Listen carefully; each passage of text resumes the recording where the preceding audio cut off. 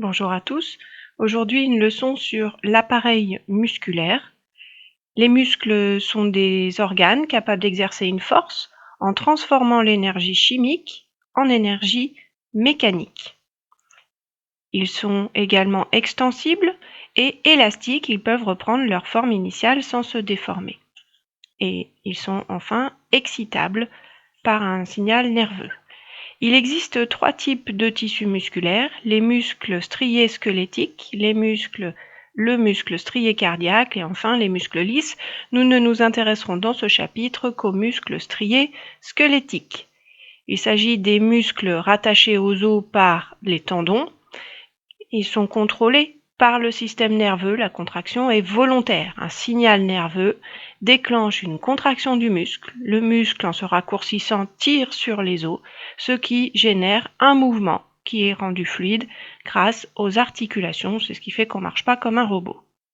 Pourquoi le muscle squelettique est-il strié? Pour cela, il faut en venir à son anatomie.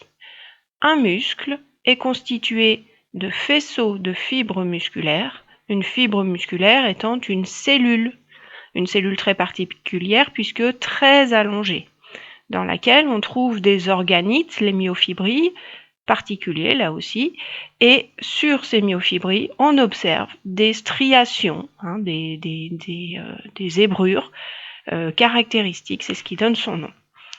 Sur ces organites particuliers appelés myofibrilles, on trouve ce que l'on appelle le sarcomère. Le sarcomère, c'est la plus petite unité fonctionnelle contractile du muscle. C'est le sarcomère qui, en se contractant à l'échelle du muscle entier, donne une contraction. Un sarcomère est une région donc de myofibrilles comprise entre deux lignes Z. Il est constitué de myofilaments épais de myosine, on voit ici les petites têtes de myosine, et de myofilaments fins d'actine qui sont attachés à gauche et à droite à ce qu'on appelle donc la ligne Z, qu'on voit mieux ici, là, la ligne Z, ici et là.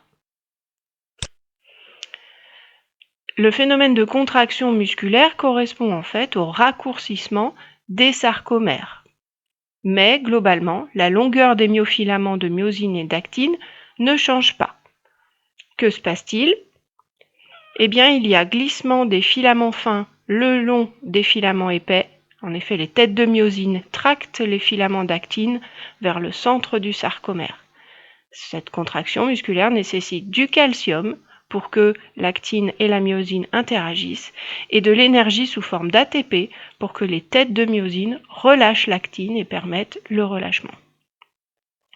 Nous avons dit en introduction que le muscle strié squelettique, que la contraction du muscle strié squelettique est déclenchée par un signal nerveux. C'est ce qu'on appelle le couplage excitation, donc signal nerveux, contraction musculaire. Pour cela, des motoneurones, donc qui partent de la moelle épinière, viennent innerver toutes les fibres musculaires contenues dans un muscle. Plusieurs motoneurones peuvent innerver les fibres d'un même muscle. On appelle unité motrice l'ensemble constitué par un neurone moteur et les fibres musculaires qui l'innervent. Chaque terminaison nerveuse établit donc un contact qu'on appelle une jonction neuromusculaire avec une ou plusieurs fibres musculaires. Et c'est comme ça qu'un signal nerveux va déclencher la contraction. Si on regarde un petit peu plus près, donc on a un signal nerveux qui arrive ici par une synapse, on verra ça dans le chapitre de neurologie. Le signal électrique est transmis le long de la membrane de la cellule musculaire jusqu'au réticulum réticulum sarcoplasmique qui stocke du calcium. Lorsque l'influx nerveux arrive, le calcium est libéré. Le calcium permet aux têtes de myosine de s'accrocher sur l'actine et de l'étirer vers le centre du sarcomère, c'est la contraction.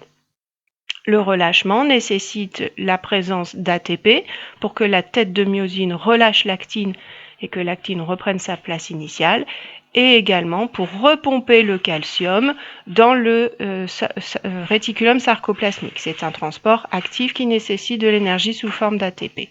Et donc, le relâchement nécessite de l'ATP.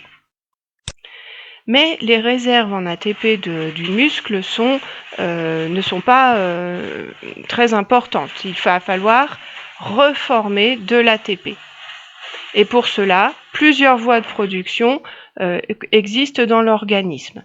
La première voie, qu'on appelle voie de la créatine phosphate, CP. La créatine phosphate est une protéine qui, comme son nom l'indique, P, porte un phosphate qu'elle va pouvoir céder à l'ADP pour régénérer l'ATP. ADP signifie adénosine diphosphate, ATP signifie adénosine triphosphate. Pour reformer de l'énergie, il faut donner un troisième phosphate à l'ADP pour refabriquer de l'ATP. Et c'est ce que fait la créatine phosphate. Elle donne son phosphate à l'ADP. On obtient alors de l'ATP et de la créatine sans phosphate. Cette première voie, on l'appelle aussi c'est une voie anaérobie qui ne nécessite pas d'oxygène et elle ne produit pas d'acide lactique, donc on peut l'appeler aussi anaérobie alactique. La deuxième voie, c'est une fermentation. Elle ne nécessite pas d'oxygène.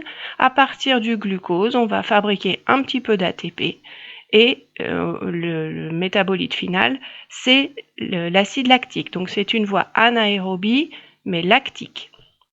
Et enfin, la troisième voie, la respiration cellulaire, nécessite de l'oxygène pour la deuxième partie des réactions, à partir de l'acide pyruvique, dans la mitochondrie, donc à partir d'oxygène et de différents nutriments, le glucose, les acides gras, la cellule va fabriquer beaucoup d'énergie, mais également rejeter du CO2 et de l'eau.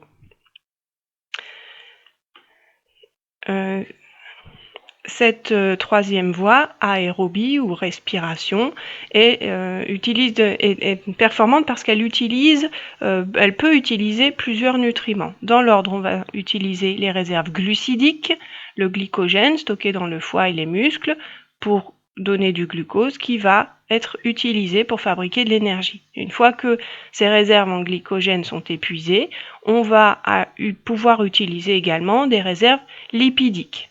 Comme chacun sait, quand on fait un jogging pour perdre du poids, il faut courir un peu plus longtemps parce qu'on utilise d'abord les réserves glucidiques avant d'aller puiser dans la masse de gras.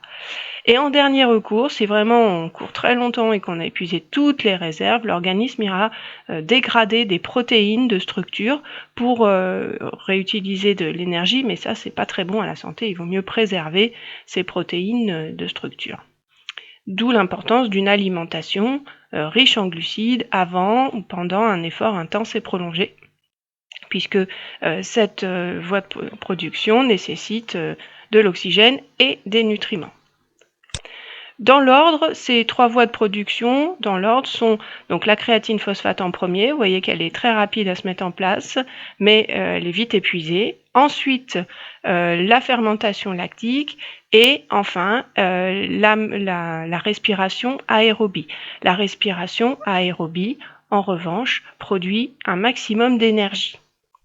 Donc si on récapitule, cette respiration cellulaire est très intéressante, c'est la plus performante puisque elle peut, en théorie, durer de façon illimitée à condition qu'on lui fournisse du dioxygène et des nutriments. Et elle produit une grande quantité d'énergie, un maximum d'énergie. Donc il faut, dans l'idéal, essayer d'utiliser préférentiellement cette respiration aérobie. S'il n'y a pas assez d'oxygène, si on respire pas assez bien, ou si il n'y a plus de nutriments, seule la fermentation lactique va pouvoir se produire et la fatigue apparaît. La fatigue, c'est l'incapacité physiologique d'un muscle à se contracter. Ça se matérialise, ça se concrétise par une diminution de la force, là vous voyez que ça monte moins haut, et enfin un relâchement qui prend plus de temps.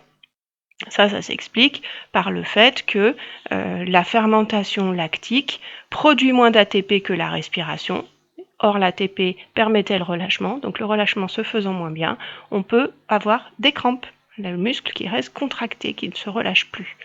Et puis enfin, une grande quantité d'acide lactique est toxique et c'est responsable de courbatures le lendemain. Enfin, que lorsqu'on fait un exercice intense, on n'a pas donc notre organisme n'arrive pas à emmagasiner suffisamment d'oxygène nécessaire pour entretenir la respiration. Et après l'exercice, il y aura une phase dite de récupération au cours de laquelle on va continuer à respirer de façon ample pour justement rembourser cette dette d'oxygène, c'est-à-dire ce déficit d'oxygène qu'on n'a pas pu apporter à notre organisme pendant un effort intense, et ça va permettre la reconstitution des réserves énergétiques. En conclusion, la masse musculaire diminue avec l'âge, ce qu'on appelle la sarcopénie. Et pour donc lutter contre la sarcopénie et maintenir une masse musculaire conséquente, il va falloir faire attention à l'apport en protéines, notamment par le groupe VPO, viande, poisson, œufs. Et enfin, l'alimentation du sportif est un facteur important qu'il faut contrôler si on veut augmenter ses performances, notamment en endurance. Voilà, je vous remercie de votre attention.